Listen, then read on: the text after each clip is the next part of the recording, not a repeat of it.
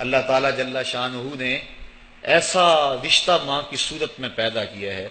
جنت کی چھاؤں کا دنیا کے اوپر روپ ہے ماں کی ذات، جنت کی گھنی چھاں ہے ماں کا وجود، اور اللہ نے اپنی رحمتوں کو اگر کوئی صورت دی ہے تو وہ ماں کا روپ ہے،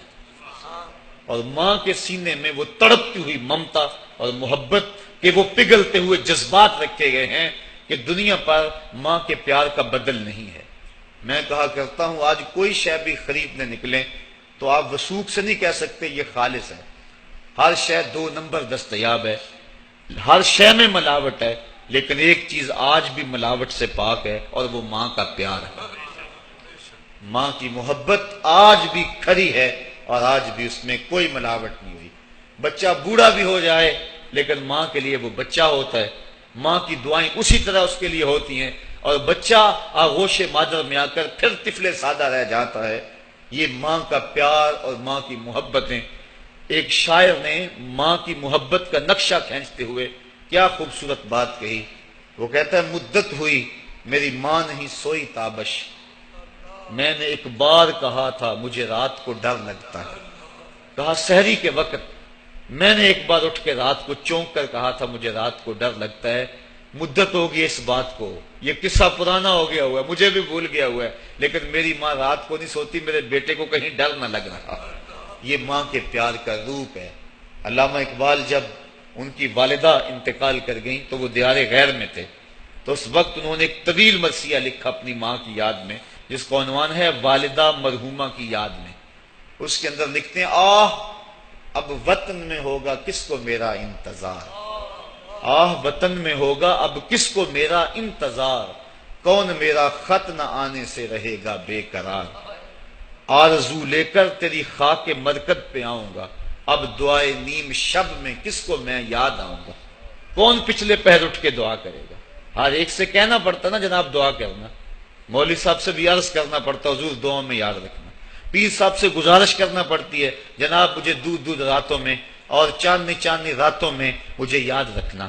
حاجی کو معتمر کو کہنا پڑتا جناب دیار حرم میں جا رہے ہو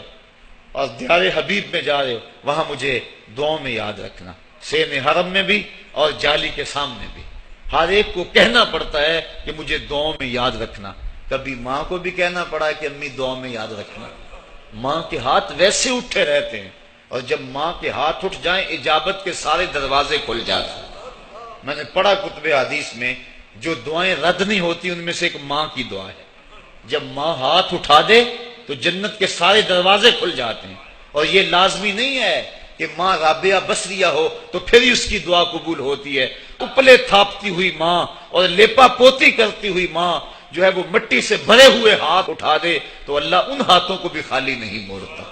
ماں جب بولتی ہے تو اس کے لہجے میں جبریل بولتا ہے، ماں جب مسکراتی ہے لگتا ہے جنت کی ساری کلیاں کھل اٹھی ہیں۔ ماں کے چہرے کی رونق اور ماں کے چہرے کی جو ہے وہ خوشی بیٹے کے دل کو حقیقی قرار اور حقیقی تسکین دیتی ہے۔ جو ٹھنڈ ماں کے ساتھ نصیب ہوتی ہے وہ کائنات میں کسی اور جگہ پہ نہیں ہے، جو گھنا سایہ ماں کے دامن میں ہے وہ کسی اور جگہ میسر نہیں ہو سکتا ہے۔ وہ کیا کہا تھا کسی نے کہ 5 سٹار ہوٹلوں میں کھانا کھانے میں وہ لذت کہاں جو چولہے پر بیٹھ کے ماں کے ہاتھوں سے پکی ہوئی چپاتیاں کھانے میں آتا ہے۔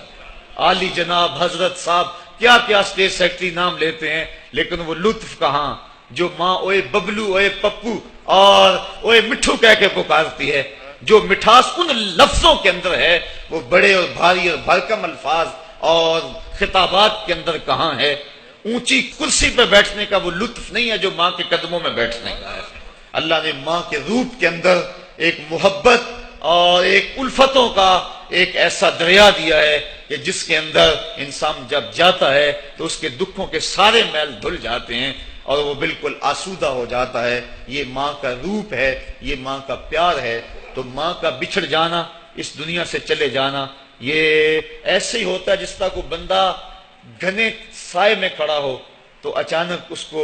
دھوپ میں کھڑا کر دیا جائے، پھر اسے پتا چلتا ہے کہ کتنا گھنا سایہ تھا۔ جس طرح درخت ساری دھوپ اپنے اوپر سہتا ہے اور جو اپنے نیچے کھڑا ہو اس کو ٹھنڈک دیتا ہے، اسی طرح ماں باپ سارے دکھ اپنے اوپر سہتے ہیں لیکن اپنی اولاد کو ٹھنڈک پہنچاتے ہیں۔ ماں باپ کے اس دنیا سے چلے جانے کے بعد پتہ چلتا ہے کہ میں کتنی گھنی چھاؤں سے کس کڑاکے دار دھوپ میں آ گیا ہوں، اور میری زندگی کے اندر کتنے دکھوں کا زہر گل رہا ہے۔ جو زہر پہلے ماں ہمارے قریب نہیں آنے دیتی تھی، جو باپ ہمارے قریب نہیں آنے دیتا تھا، وہ اپنی باہوں میں اور اپنے سینے میں ان غموں اور دکھوں کو سمیٹ لیا کرتے تھے۔ تو ماں کا بچھڑ جانا، ماں کا اس دنیا سے چلے جانا، یہ بہت بڑا سانحہ ہوتا ہے۔